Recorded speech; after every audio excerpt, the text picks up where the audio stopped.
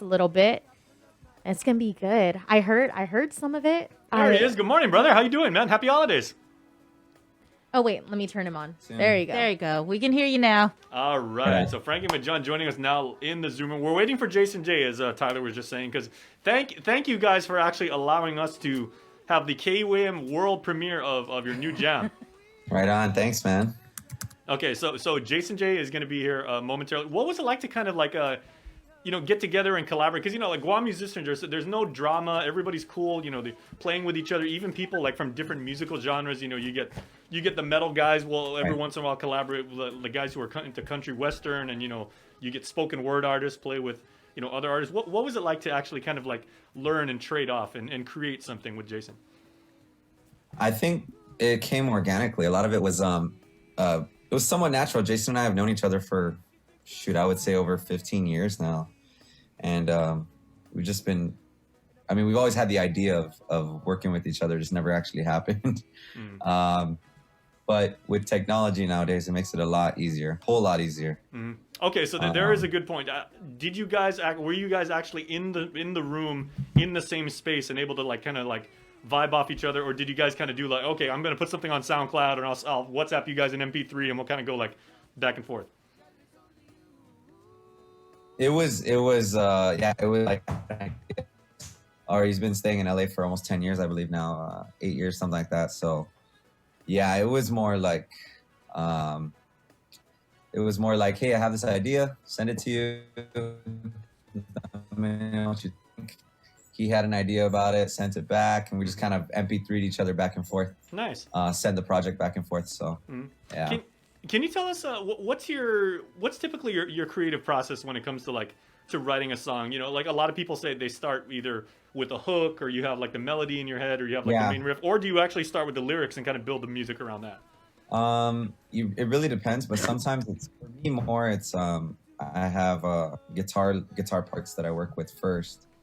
Most of the time, it's like I like this rhythm, or I have a melody in my head, or like a humming melody, and then it turns into like, well, do I have lyrics in my phone? and then I look at my phone, and I'm like, oh, I have something that might match this, and then it turns into, okay, there's a song.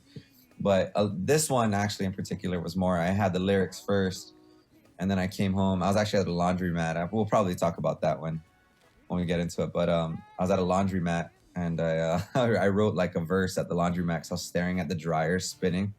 There you go. Very rhythmic, obviously. Yeah, so it was one of those, and then I got home and I just started, or I have my own studio at my house. So I've been, we've been doing our demos in here, and then working through basically getting the demos done, then working with people who are better at what I do and what we do than us. So. Well, you guys are known in the John Dank Show. You guys capture. Like as someone who grew up, listening to and kind of being like part of like the hard rock, community, right? Like I have total respect. So like the total props to you guys and everything like that. For keeping our style of music alive and everything. How long does it typically take you to, put a song together? And do you always take, like that vibe? Because even though that's what a lot of people know you for, you guys are multi-talented musicians, and your background and the type of music that you guys can play. You guys go all over the map, and I think that's what's so refreshing about you guys. I think that's a blessing and a curse. Is that we can't exactly fit into a genre sometimes. Everybody's like, you're a reggae band, or like, yeah, we are. For the most part, I think that's the basis of our foundation of our sound. But it gets funny at times because we play stuff and then we're like playing Kalapana, and then we play like. The Arctic Monkeys, so it's like, what does that even? That doesn't even make sense. And then you hear it in our music, and you're like, oh, that makes sense. And those.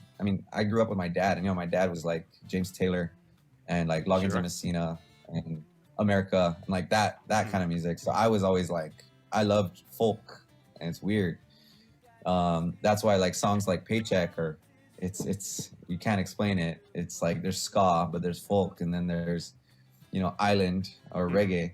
But yeah, I think the versatility is what makes us, and we're able to expand on that and write music without any. I would say like fitting into a box. I always tell people that like people try and fit you into a box all the time with music, and Sure.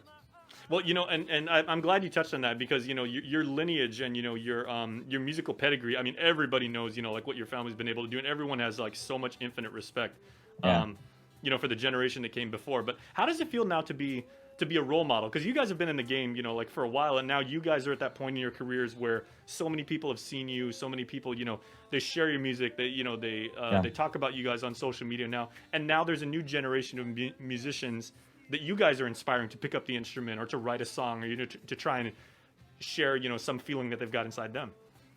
Yeah, I think I think John and I have always talked about it. It's not really about us anymore. I think we're, we have all these things that are going on with touring and still trying to make it, essentially call it make it, right? But I mean, for us, it's like if we can go on these tours, establish a name, and then Jason's the same. Jason went on a bunch of tours with big acts, and if we can do that, we're just laying a foundation for anybody else who really wants to pick up the torch and run with it. I mean, locally, we've done pretty much what you can. I mean, let's be honest, Right on. And we'll continue to do what we can here. But if we're trying to get established artists and get them to be nationally touring acts, and we're trying to be that, like we've done a bunch of tours now. We're still trying to attain that. I mean, COVID kind of threw a wrench in our spokes, but essentially our goal is to be nationally touring three times a year, 4 times a year, whatever it is. Hardest part is our geography and flights. But hey, shout out to whoever wants to pay for those. What would be your ultimate tour if you guys were initially, if you guys were going to open for somebody, would you guys want to do like Ozfest? Would you guys want to be like on Slipknot's tour? Would you guys want, even for Taylor, if you guys want to open for Taylor Swift? I mean, that's a hell of a gig. Yeah, that would be. I mean, that's where the money is, right? Yeah, exactly. But I think Cali Roots is our biggest goal right now. It's one of the biggest reggae festivals in the world, and I mean that it's every summer, May every year. They haven't had it, but we played One Love Festival in Long Beach, and that was in 3 days. They said that it eclipsed 50,000 people. So we played on the last day, early on in the day, but that was a big win for us. And that was in Long Beach, and that's right at the Queen St. Mary's, so it's like right on the water in Long Beach. It's beautiful. And we got to play that right before COVID, actually like a month before the island shut down. So, and Frankie, I'm glad you brought that up because if you can just maybe touch on what the last 2 years has been for you as a professional musician, but we also know your work in education. Certainly, that's that's stressful enough, and God bless you and your colleagues for soldiering on. But but on the music side and everything, like what has it been like to having to lose the ability to gig and then come back in a kind of really constrained form? And I took the leap of faith and I stopped teaching right before I went on tour. So I'm a full-time musician now, and I coach I do gym, but I don't envy my former colleagues at the Department of Education right now, only because of how unstable and how unpredictable the world is right now. So I don't envy that part. But the music side, it's a lot has changed. It's crazy because we rely on masses of people, like that essentially is the foundation of live music, is masses of people gathering. So it's like everything about COVID is completely opposite of that.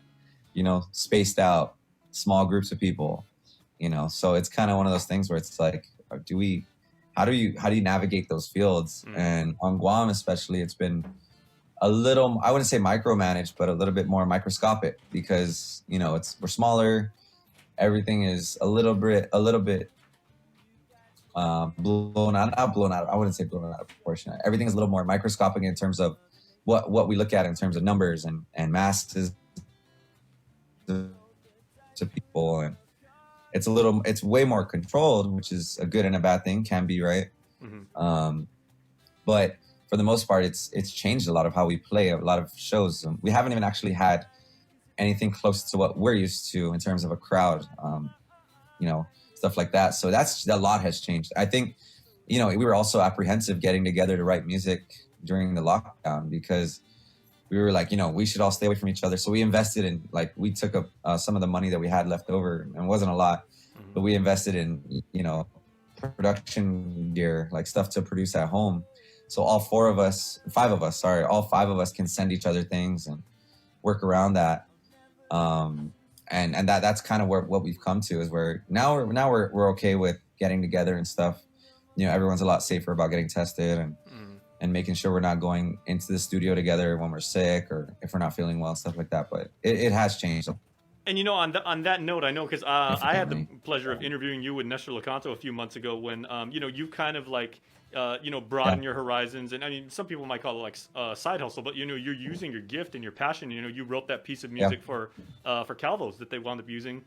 Yeah. You know, like in their marketing campaign. Do you actually see yourself maybe getting into you know, becoming more of like into composition and, you know, maybe scoring movies or stuff like that as your music Yeah, I work? think we've always been open to any ideas that involve music. I think the biggest part has always been that our focus is progressing and forwarding our own music. I mean, we love the side projects. We love doing things that get us out of our comfort zone.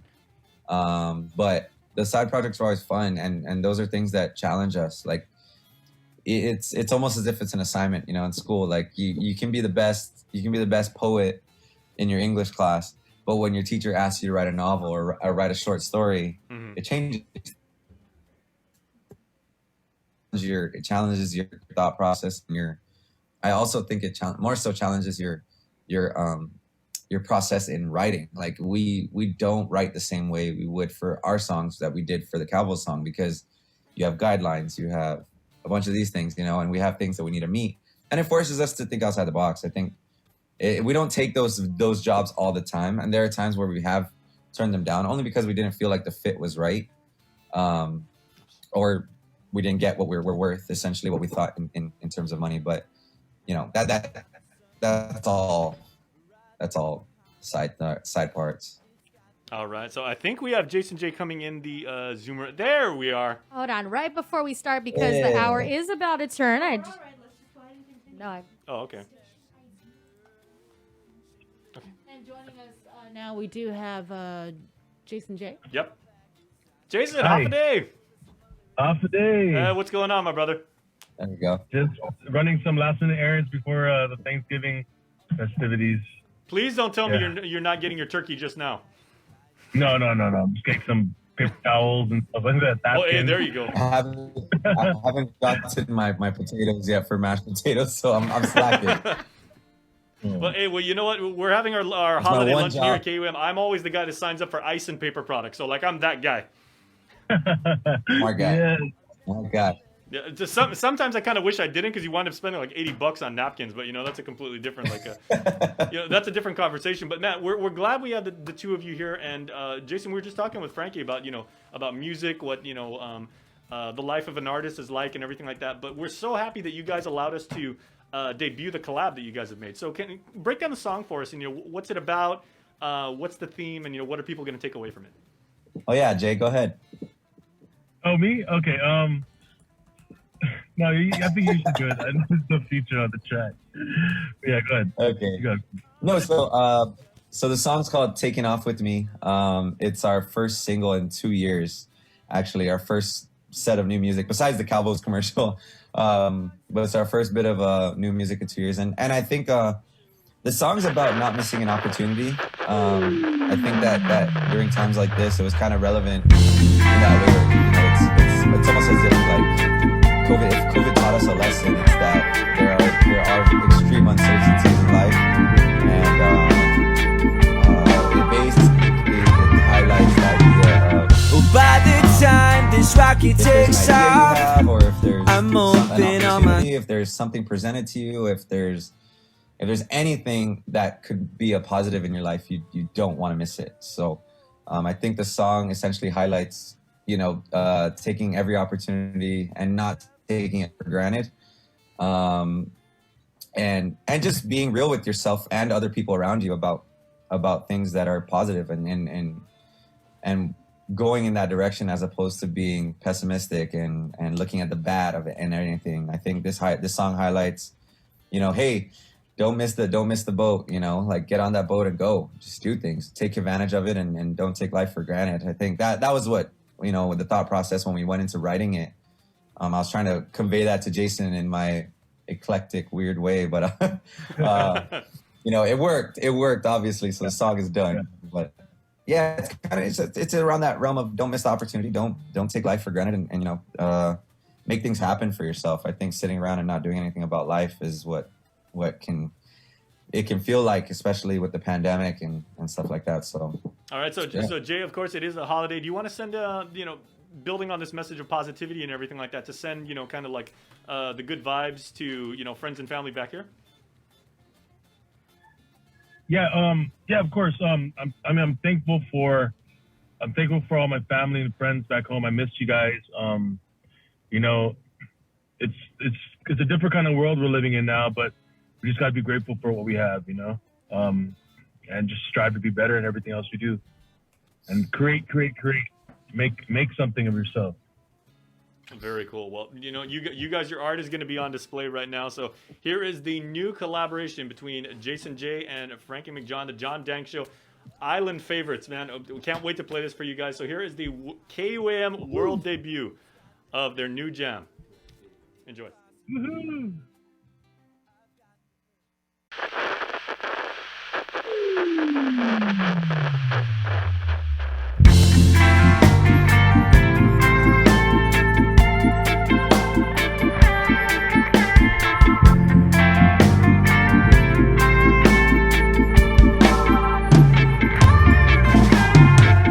By the time this rocket takes off, I'm hoping all my sins are forgiven. Through this shine, and when it wears off, you realize what you're missing. If I find the skies are his promise, I think I'll keep my heart among the stars. All my hopes are far beyond this. In due time, I hope I'll find. Counting down till I'm off the ground. Yeah, I'm ready. Taking off the love I found. It's keeping me steady. Fight through the fear and the doubt. It's keeping me buried as we disappear through the atmosphere. Are you taking off with me? Take it off. Are you taking off? Take it off. See you taking off with me. Take it off. Are you taking off? Take it off.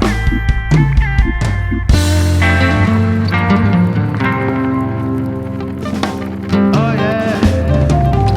So I'm way all day, ticket to the farthest corners of the universe, where the heart is. Oh, but are we set in stone like Medusa, or race through the cosmics like Hayabusa? Oh, the satellites signaling us onward. At night I hear it calling like a songbird to come home, get your feet back on the ground. But these lights and energy, there's something in the sound, got me wanting more. The feeling that we found when we close the door, and there's no looking back now. So just get up and try it. You never deny it. It's the time that we ignite it. Oh, are you taking off with me? Counting down till I'm off the ground. Yeah, I'm ready. Taking off the love I found. It's keeping me steady. Fight through the fear and the doubt. It's keeping me buried as we disappear through the atmosphere. Are you taking off with me? Take it off. Are you taking off? Take it off. Say you're taking off with me. Take it off. Are you taking off? Take it off. Yeah.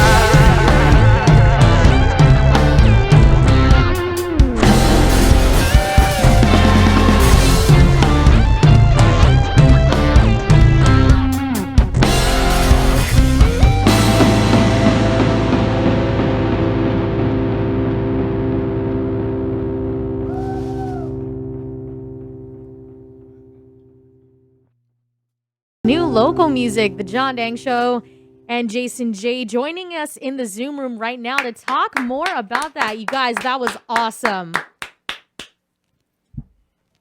I love distorted guitar, guys. So then, two thumbs up. My brother was saying, it's the most chill song we wrote, but the end is a reminder that we're still the John Dang Show. I would agree. You guys, the drumming is always so distinct. Yeah, Here. our rhythm section is very good at what they do. Okay, so the question on everybody's minds and fingertips right now is where online can people like get the song right now? Because people want to, they want to share it, they want to comment on it, they want to add it to their playlist. Where can people find it? So on Friday at midnight, hopefully if I uploaded it soon enough, it should be on Spotify, all streaming platforms by Friday. And if you're wondering what Din is saying, I uploaded the lyrics, so hopefully those will be up to Apple Music. So it'll be on all streaming platforms Friday morning for us here, and actually the date of Friday for everybody. So the States it'll be Saturday for us, but Friday morning for everybody. Yeah. Nice. And I mean, you can check out Jason J's handles. He posts about us a lot. So yeah, JasonJ.music. So yeah, we've been posting about him a lot. So we're just going back and forth and reposting. This is going to be the unofficial theme of Black Friday 2021. Get your shopping done and jam out with Jason J and the John Dang Show. We're trying to tell people, if you're waiting in line for an hour, just restream it over and over. Hit the loop button. Hey, you can contribute to local music on Black Friday without actually spending money, if you think about it. Hey, that is a very good. Without actually spending money. So, yeah. There you go. But no, seriously though, thank you guys so much for having us. We have a lot planned, and Jason and I have been doing these calls every day on WhatsApp. So we've been staying in contact. But yeah, we really appreciate you guys helping us out and supporting local music. You guys have always helped us out. I know Jason recorded Juices at I-94. I know, right? That was how 2007. How long ago was that? I think it was like 2007. Oh my God. Yeah, that's wild, huh?